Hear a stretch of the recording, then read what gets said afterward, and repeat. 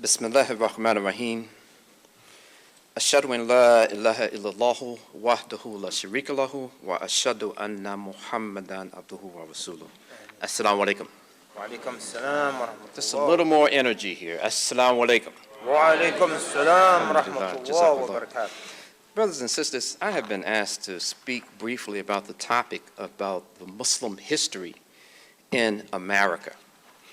And I want to say at the outset that for many Americans, the presence of Muslims in this area called the United States, or in North America in general, did not start until September the 11th, 2001.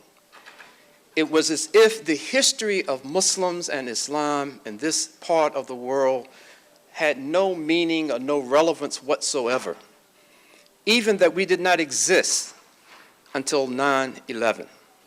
So I want to briefly disabuse any one of you or anyone who may have this idea that we are a new project that has recently been started here in these United States.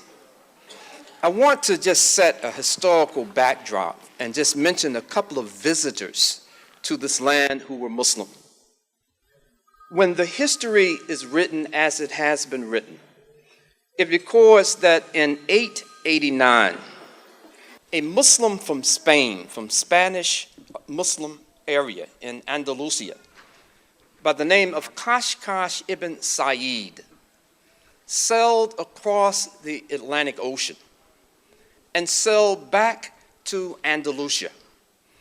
And it's recorded that he made this particular trip because of what he brought back from the western side of the Atlantic Ocean, what he brought back to Spain. But this was just a brief visit. It was not the beginning of an extensive immigration, or not the beginning of a settlement of the United States or this land area of North America by Muslims. But it is factually recorded that as early as 889, that a Moorish Muslim sailed across the Atlantic and came back into Andalusia. And then I want to jump just a little few centuries and talk about the expedition of the king of Mali at the time in the early 1300s by the name of Abu Bakr I. Some of you may be more familiar with his little brother whose name was Mansa Musa. But Abu Bakr I was a very adventuresome king. And he realized that when merchants and on deliberate voyages that people would get to a certain point in the Atlantic Ocean and seem to be drawn into some kind of whirlpool and pulled across the water. And in one of these experiences, when he recognized that the people were just being sucked away, and one time when only reported to the king, he decided that he himself would outfit 2,000 ships, 1,000 ships of men and 1,000 ships filled with supplies. And this particular expedition, we know that these West Africans from the Muslim kingdom at that time of Mali actually made it into the Western Hemisphere. And how do we know that they made it? We know that they made it because of the things that they left behind. We know that they made it and did not come back because his little brother Mansa Musa said when he made this splendid Hajj in 1324, where he gave in Sadaqah so much gold that the gold standard between West Africa and Mecca had to be devalued because he gave so much in Sadaqah on the occasion of this Hajj. He gave us this account of how his brother set sail and never came back.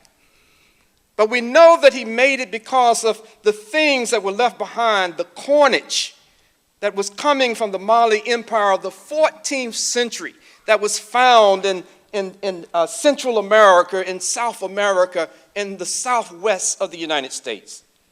We know it because of the cave drawings that we see in Arizona. That the scholarship tells us that, and I haven't seen it myself, but even today, if you go into these caves, you'll see people who look like Africans, very dark-skinned people sitting atop animals that were not current in this Western environment. They were elephants. And so the Native American were drawing these people who were bringing these strange creatures called elephants into the area. There's other documentation as far as Canada that showed that this adventurous spirit of the Muslims from West Africa in the 14th century didn't just stop the moment that they landed, that they didn't come like those to come later as conquistadores, to come out of Spain and to try to conquer the people and take the land. And so we just advance this narrative a little bit more, and then we come to the person that you and I are most familiar with, the one who discovered people who were already there, the one who thought that he was in the Indian subcontinent, but he was thousands of miles on another landmass, who had bumped into the Caribbean island.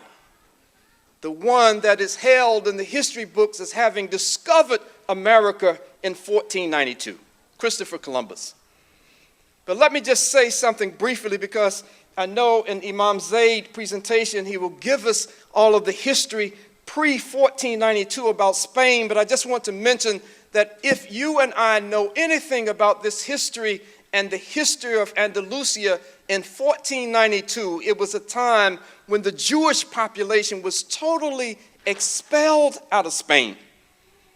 But it was another 2 centuries before the Muslims in 1608, in our own long march, that we were marched out of Spain and marched to this Strait of Gibraltar and carried across and then marched and then taken up into other parts of Europe. But at the same time, in 1492, when Christopher Columbus sailed across the Atlantic, one of the things that he and others were trying to do in subsequent voyages, read the history yourself, and you see that the only reason they were trying to find this other route was because there were 2 Muslim empires at that time that were controlling land and maritime routes. So they were trying to find a way, how can we avoid these Ottomans?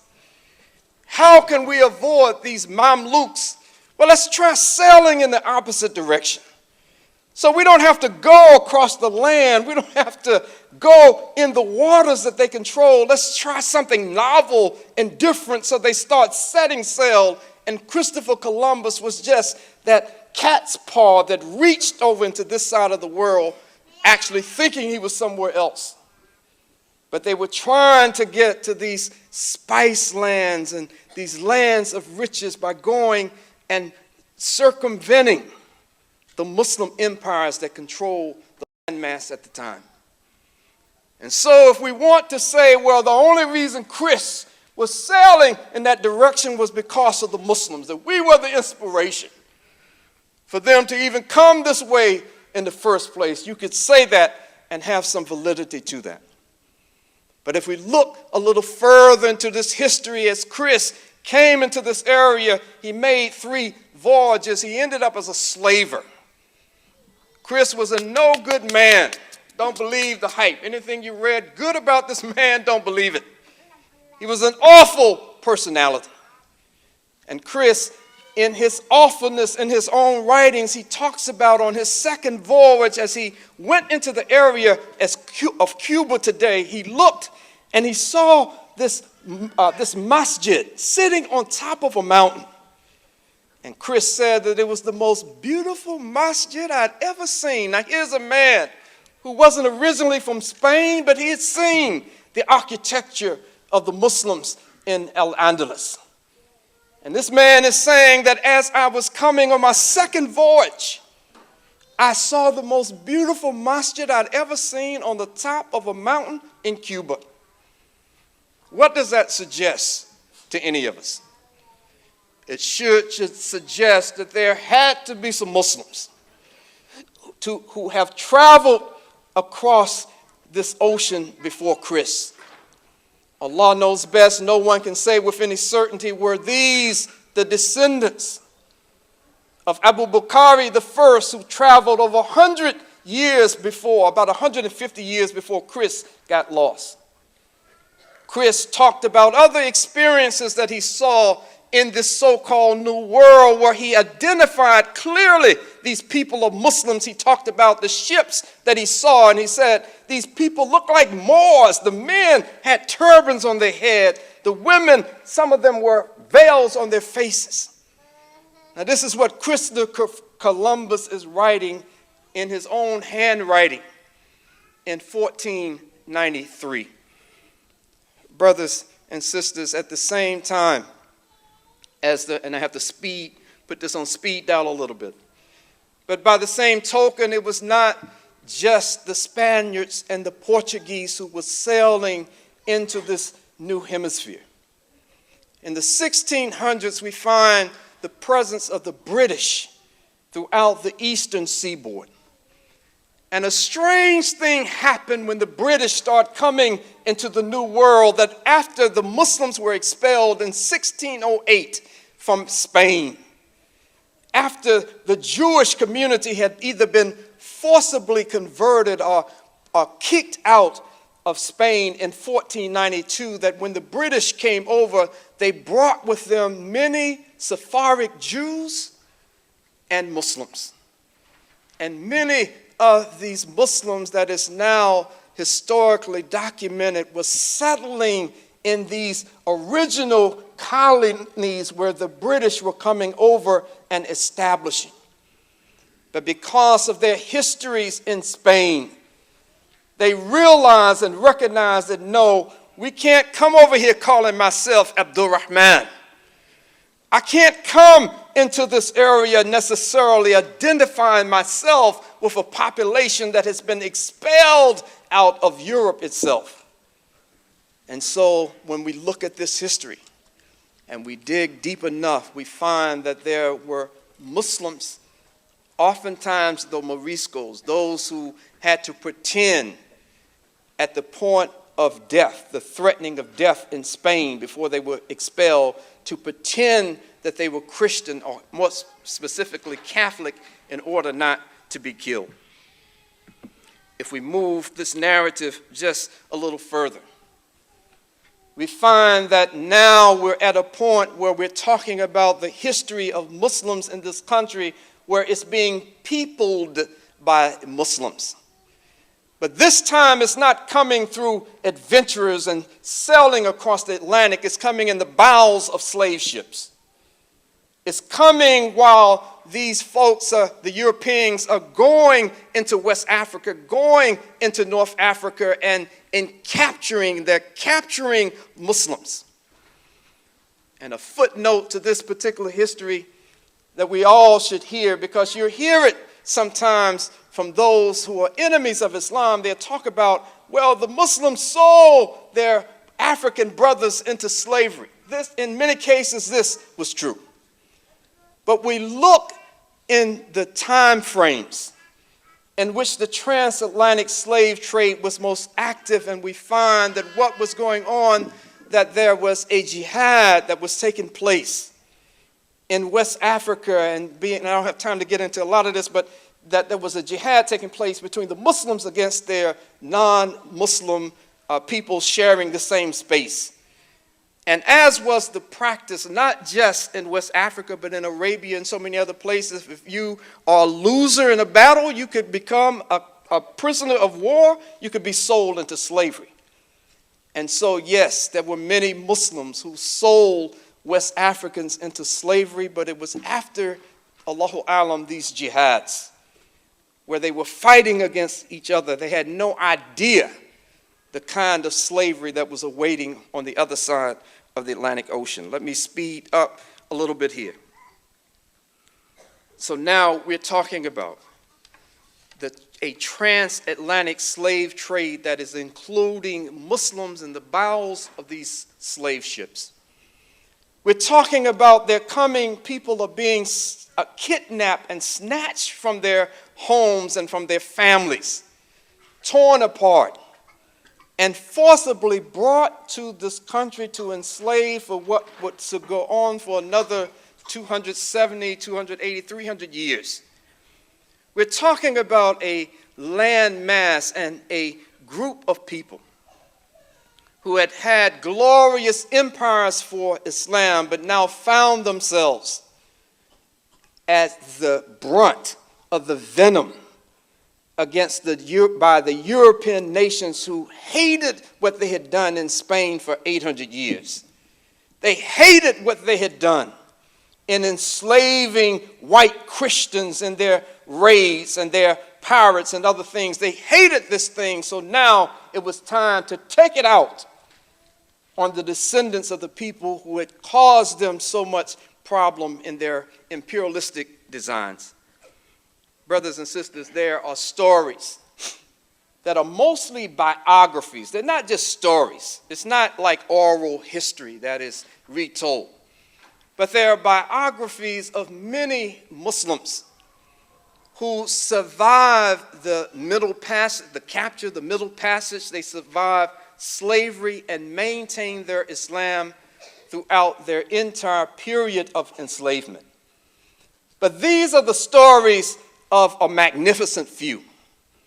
Because the majority of the Muslims, and research is pointing to now maybe 1 out of every 3 African slaves that were brought to this country were Muslim, that the research is showing now that these magnificent few, that their stories were not typical. That the typical Muslim, by the thousands, by the tens of thousands, some even suggest by the millions of people, if not presently, but in their ancestral chain, who were brought to this country as Muslim, that the majority of them had their Islam forcibly beat out of them and branded out of them, and women torn apart and tortured out of them.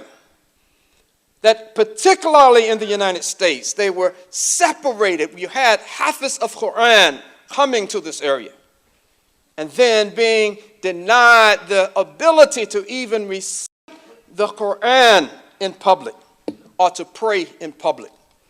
So when we see stories of these magnificent few, no matter how inspiring they may be, know that their stories can be multiplied by tens of thousands were it Allah subhanahu wa ta'ala's qadr that the history unfold in a different kind of way.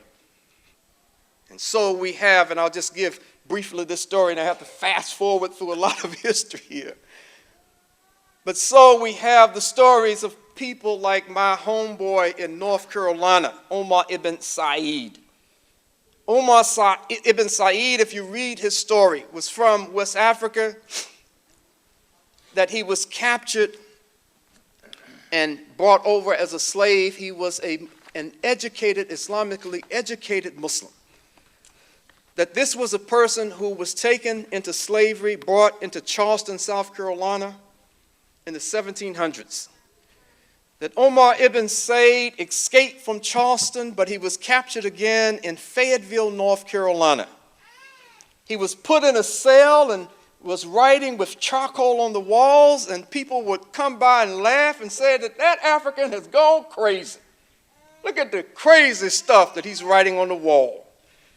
But one of these enlightened people came by and said, well, that's not gibberish, he's not crazy, that's Arabic. As a matter of fact, I've seen that before. That's even from the Qur'an. There's stories about someone like Yaro Mahmud, someone who, when his pit portrait was painted in about 1888 by this colonial painter by the name of Charles Peale, that Yaro was living in the Georgetown section of Washington, D.C. And when Peale said, show me some unusual people, they pointed them to Yaro. This is the strangest old slave I have. The guy even said that Yaro, I believe he's 140 years old. Yaro was an old man, but he was not 140. He said the man is crazy. He bumps his head on the floor during different times of the day. Certain times of the year, he tries to starve himself to death. He's a weird old guy, but he talks with good sense, but he's weird. Of course, Yaro was a Muslim. And although he lived to be over 100 years old, he maintained the practice of Islam. He ended up buying his own freedom. He ended up buying a house in Washington, D.C. He ended up getting married. He ended up being a part of a bank in Washington. He accumulated so much money that he was lending money to merchants. This is the genius of part of those tens of thousands who were entrapped and forcibly made to enslave in this country for so many years. So let me fast forward. I keep saying that. Imam Zaid, I'm really going to fast forward this time. Real quick fast forward. And in this fast forward, only was the presence of Islam found in the African community, but we also found it in the Native American community, as so many of the Muslim slaves escaped from their masters. And they wanted to find refuge, and many of these native tribes took them in.